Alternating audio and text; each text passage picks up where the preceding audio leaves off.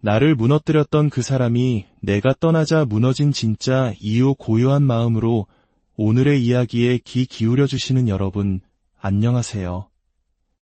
오늘은 우리 삶의 한 페이지를 아프게 장식했을지 모를 한 관계에 대한 깊은 통찰을 나누고자 합니다.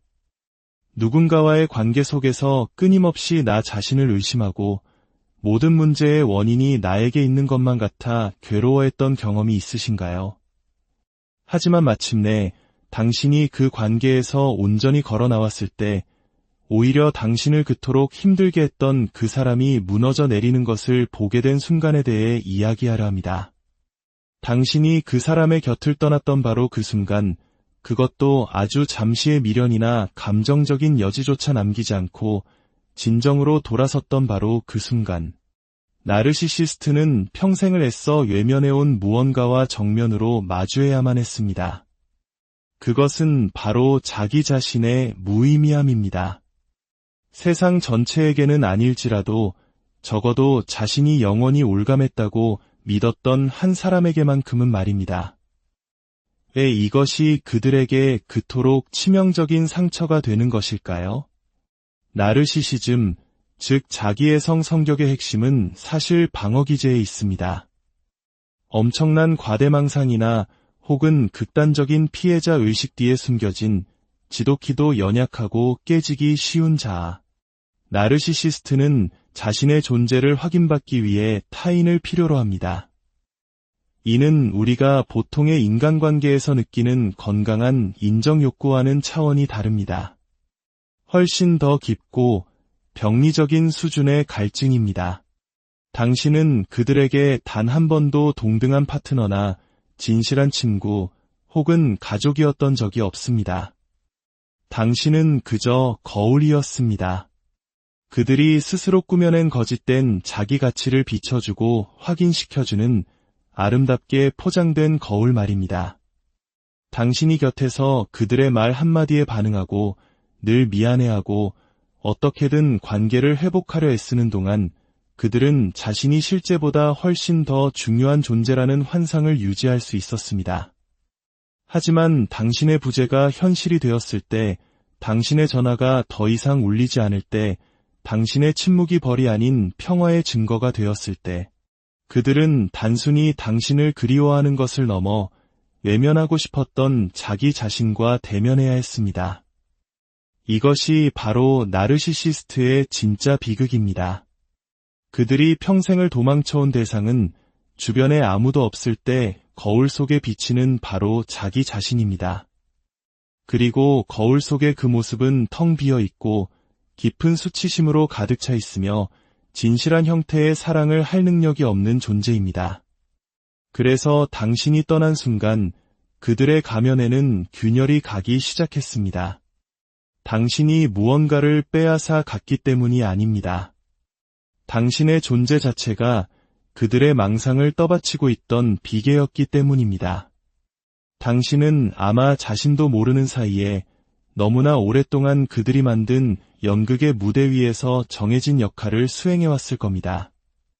그리고 당신이 그 무대에서 퇴장하자 거대하고 화려해 보였던 무대 장치 전체가 한꺼번에 무너져 내린 것입니다. 심리학에서는 이런 순간을 나르시시스트적 상처라고 부릅니다. 나르시시스트가 공들여 구축한 거짓된 자아상이 위협받거나 세상에 노출될 때 겪는 극심한 심리적 고통을 의미하죠. 그리고 자신이 영원히 영향력 아래에 둘 수 있다고 믿었던 사람에게 버림받는 것만큼 그들의 거짓된 자아를 적나라하게 폭로하는 것은 없습니다.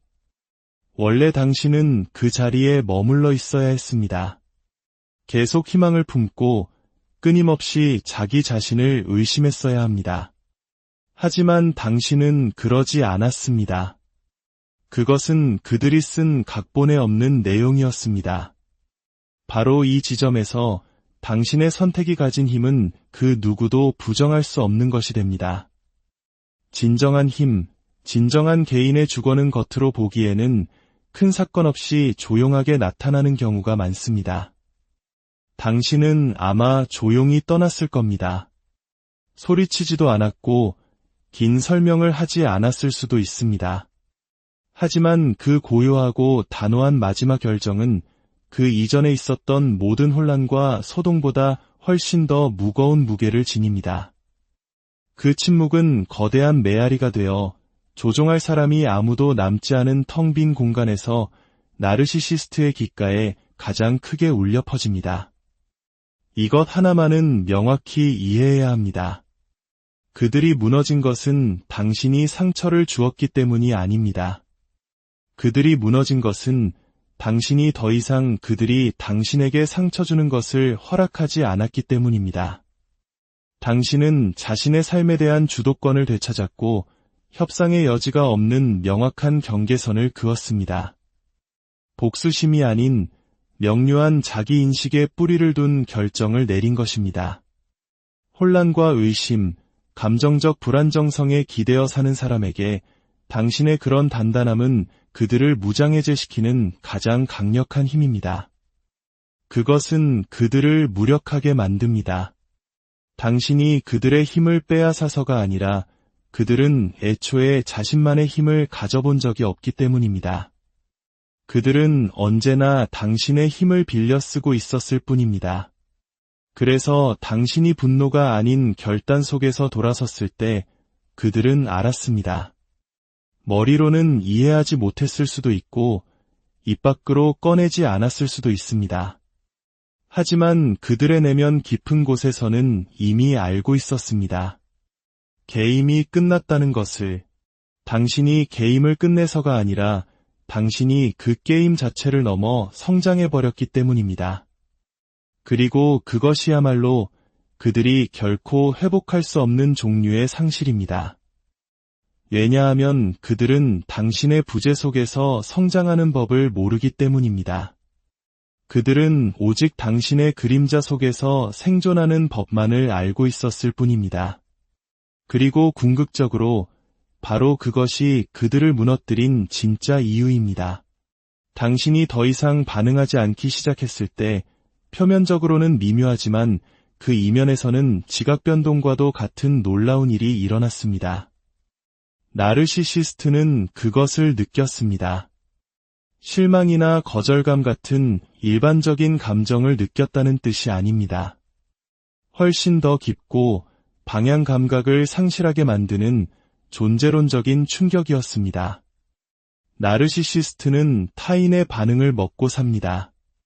당신의 분노, 혼란, 상처, 심지어 사랑까지도 당신의 모든 감정적 반응은 그들의 생명줄입니다. 당신이 반응하는 동안 당신은 그들의 심리적 생태계에 깊숙이 관여하고 있는 것이었고 그 생태계에 자양분을 공급하고 있었던 셈입니다. 하지만 당신의 반응이 멈추었을 때 당신이 중립적인 태도와 침묵, 그리고 분리로 대응하기 시작했을 때 그들은 자신의 정체성을 유지하기 위해 의존했던 신호를 잃어버렸습니다. 이상하게 들릴 수도 있습니다. 대부분의 사람들은 감정적인 분리가 일종의 약함이나 회피라고 생각합니다. 하지만 이 맥락에서 그것은 약함이 아닌 진화입니다. 그들의 어떤 도발에도 더 이상 흔들리지 않고 날카로운 비난이 심장을 꿰뚫지 못하고 교묘한 가스라이팅이 당신을 혼란스럽게 만들지 못하며 의도적으로 만들어낸 드라마가 더 이상 당신의 흥미를 끌지 못하는 지점에 도달했다는 것은 당신이 보이지 않는 경계를 넘어섰다는 뜻이기 때문입니다. 당신은 당신 자신에 대한 온전한 주권을 되찾은 것입니다. 그리고 그것이야말로 나르시시스트가 절대로 용납할 수 없는 것입니다. 왜일까요? 나르시시스트에게 당신의 감정은 당신의 것이 아닙니다. 그것은 그들이 마음대로 사용할 수 있는 도구이자 지렛대입니다. 당신을 화나게 만들고, 울게 만들고, 사과하게 만들고, 자기 자신을 의심하게 만드는 조종장치. 하지만 당신이 반응을 멈추는 순간 그들은 그 모든 지렛대를 잃어버립니다. 그리고 통제력을 상실한 그들은 자신이 무가치하고 중요하지 않은 존재가 되었다고 느낍니다. 그것이 그들의 가장 큰 두려움입니다. 버림받는 것도 거절당하는 것도 아닌 바로 무의미한 존재가 되는 것. 당신의 무관심은 단순한 기분 상태가 아닙니다. 그것은 그들에게 실존적인 위협입니다. 당신의 성장, 당신의 심리적 성숙을 향한 움직임이 역설적으로 그들을 무너뜨리는 원인이 됩니다. 마땅히 축하받아야 할 이 과정, 즉 감정적 책임감과 내면의 평화를 향한 당신의 진화가 도리어 그들의 내면 세계를 송두리째 흔들어 놓는 것입니다. 왜냐하면 당신은 더 이상 그들이 만든 게임의 참여자가 아니기 때문입니다. 나르시시스트가 당신에게서 아무런 반응도 이끌어내지 못할 때 그들은 끔찍한 가능성과 마주하게 됩니다. 바로 자신들이 가졌다고 믿었던 그 막강한 힘이 사실은 처음부터 존재하지 않았을지도 모른다는 가능성 말입니다. 당신의 침묵과 평화는 단순히 관계의 역학이 끝났음을 의미하는 것이 아닙니다. 그것은 그들이 평생에 걸쳐 구축해온 정체성 전체를 부정하는 행위입니다. 한번 생각해 보세요. 당신은 단순히 반응을 멈춘 것이 아닙니다. 당신은 그들이 정의한 방식대로의 그들의 존재를 더 이상 인정해주지 않은 것입니다. 당신은 그들의 궤도에서 벗어났고 그 순간 그들의 중력은 힘을 잃었습니다. 당신은 그들이 지배한다고 믿었던 우주의 법칙을 바꿔버린 것입니다. 물론 이 지점까지 오는 여정이 쉽지는 않았을 겁니다. 무반응의 상태에 이르기까지는 아마 수년간의 고통과 혼란, 그리고 성장의 시간이 필요했을 겁니다. 수없이 눈물로 밤을 지새우고 내가 정말 이상한 사람인지 스스로를 의심했을지도 모릅니다. 하지만 당신은 아주 서서히, 그러나 분명하게 진실을 보기 시작했고 그 깨달음 속에서 고요함을 찾았습니다. 그리고 바로 그 고요함 속에서 나르시시스트는 진정으로 자신들을 흔들어 놓는 무언가를 보게 된 것입니다. 분노도 저항도 아닌 바로 평정심. 혼돈 속에서만 자신의 존재감을 느끼는 사람에게 평정심이야말로 자신의 힘이 끝났다는 것을 알리는 가장 명백한 신호입니다. 그렇다면 이제 당신은 무엇을 해야 할까요? 그 평정심을 굳건히 지켜야 합니다. 반응하는 대신 대응할 수 있는 능력은 온전한 자기 자신을 소유했다는 가장 확실한 증거이기 때문입니다. 그리고 일단 그 맛을 본 사람은 다시는 그 누구에게도 그것을 내어주지 않습니다. 특히 당신을 감정의 노예로 묶어두기만을 원했던 사람에게는 더더욱 말입니다. 진실은 이렇습니다. 당신이 반응을 멈추었을 때 당신은 나르시시스트를 혼란스럽게 만든 것 이상을 해냈습니다. 당신은 그들을 당신의 삶에서 쓸모없는 존재로 만들어버렸습니다. 그리고 그 고요함 속에서 당신은 단순히 평화를 찾은 것이 아닙니다. 당신은 당신의 힘을 온전히 되찾은 것입니다.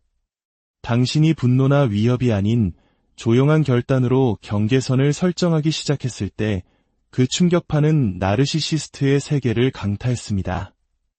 자기애적 성향의 사람에게 경계선이란 건강한 상호작용을 위한 필수적인 지침으로 인식되지 않습니다. 그것은 장애물이자 당신의 시간과 관심, 공감, 그리고 당신의 고통에 대해 자신들이 당연히 누려야 한다고 믿었던 권리에 대한 제한으로 여겨집니다. 당신은 점차 변하기 시작했습니다. 분노나 미안함 없이 확신을 가지고 아니라고 말하기 시작했습니다. 더 이상 당신의 감정을 느끼기 위해 그들의 허락을 구하거나 길게 설명하지 않았습니다. 그저 평화를 유지하기 위해 당신의 현실을 왜곡하거나 예측 불가능한 그들의 기분에 당신을 맞추는 일을 멈췄습니다. 대신 당신은 진실을 말하기 시작했습니다. 그들에게 직접 말한 것은 아닐 겁니다. 그래봤자 어떻게 받아들여질지 이미 알고 있었으니까요. 당신은 바로 자기 자신에게 진실을 말하기 시작했습니다. 그리고 그것이 모든 진정한 경계선의 기초가 됩니다. 바로 진실입니다. 이것은 반항이 아니었습니다. 이것은 회복이었습니다. 당신의 심리적 영토를 되찾는 과정이었습니다. 그리고 그 무엇보다도 그것이 나르시시스트를 불안하게 만들었습니다.